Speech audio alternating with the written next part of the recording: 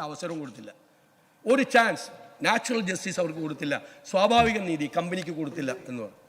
ഇപ്പോൾ അത് interim tribunal ബോർഡായിരുന്നു. ഇപ്പോൾ വന്നിരിക്കുന്ന രജിസ്ട്രാർ ഓഫ് കമ്പനീസിൻ്റെയാണ്. അവർ പറഞ്ഞിരിക്കുന്നത് എന്താ? അവർ പറഞ്ഞിരിക്കുന്ന എല്ലാ അവസരവും കൊടുത്ത് ഒരു രേഖയെ ഹാജരാക്കിയില്ല എന്ന്.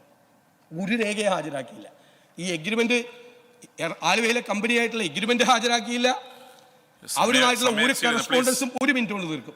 അവരുമായിട്ടുള്ള കറസ്പോണ്ടൻസ് ഹാജരാക്കിയില്ല. അവിടെ ജോലി ചെയ്തതിന്റെ ഒരു രേഖയും അവർ ഹാജരാക്കിയില്ല. അവർ തെറ്റിദ്ധരിപ്പിച്ചു. അതുകൊണ്ട് കമ്പനി ആക്ടിലെ 447, 448 വകുപ്പുകൾ പ്രകാരം കേസെടുക്കണം. ആ വകുപ്പ് 188 പ്രകാരം കേസെടുക്കണമെന്ന് പറഞ്ഞു. അപ്പോൾ മുഖ്യമന്ത്രി നിയമസഭയിൽ പറഞ്ഞത് ശരിയായിരുന്നില്ല, അവാസ്തവമായിരുന്നു. പച്ചക്കള്ളമൊന്നും ഞാൻ പറയണില്ല, അവാസ്തവമായിരുന്നു. ഈ അവസരം കൊടുത്തിട്ടും അവർ ഒരു രേഖയും ഹാജരാക്കിയില്ല. അപ്പൊ അത് ലീഗൽ ട്രാൻസാക്ഷൻ ആയിരുന്നില്ല അവരുടെ അക്കൗണ്ടിലേക്ക് വന്നത്. കമ്പനിയുടെ അക്കൗണ്ടിലും അവരുടെ അക്കൗണ്ടിലേക്ക് വന്നത് ലീഗൽ ട്രാൻസാക്ഷൻ ആയിരുന്നില്ല. അത് പ്രിവെൻഷൻ ഓഫ് മണി ലോണ്ടറിങ് ആക്ടിന്റെ പരിധിയിൽ വരും. കള്ളപ്പണം വെളുപ്പിച്ച നടപടിയാണ് എന്നാണ് ഫൈൻഡിങ്. 2 സ്റ്റാറ്റ്യൂട്ടറി ബോഡിയുടെ ഫൈൻഡിങ് ആണ്. ഒന്ന്, ഇൻകം ടാക്സ് ആക്ട് പ്രകാരം രൂപീകൃതമായ ട്രൈബ്യൂണലിന് പ്ലീസ് അങ്ങ് ഇത്ര അസ്വസ്ഥനാവല്ലേ? ഇതൊക്കെ ഇവിടെ സാധാരണയല്ലേ? ഞാനൊരു കാര്യം കംപ്ലീറ്റ് ചെയ്തോട്ടെ, അത് കഴിഞ്ഞാൽ നിർത്തും, അവസാനിപ്പിക്കുക.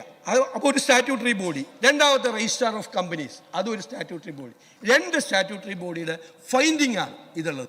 അപ്പോൾ അങ്ങ് പറഞ്ഞത് മുഴുവൻ അങ്ങ് ഈ സഭയെ തെറ്റിദ്ധരിപ്പിക്കുകയായിരുന്നു. ഒന്നും അവരുടെ കയ്യിലുണ്ടായിരുന്നില്ല. അതാണ് ഞങ്ങൾ ആരോപണം ഉന്നയിച്ചു. ഞങ്ങൾ ക്യാമറയിൽ ആരോപണം ഉന്നയിച്ചു, ഞങ്ങൾ ഫോണിൽ ആരോപണം ഉന്നയിച്ചു, ഞങ്ങൾ മെഡിക്കൽ സർവീസസ് കോർപ്പറേഷനിൽ ആരോപണം ഉന്നയിച്ചു, ഈ വിഷയത്തിൽ ആരോപണം ഉന്നയിച്ചു.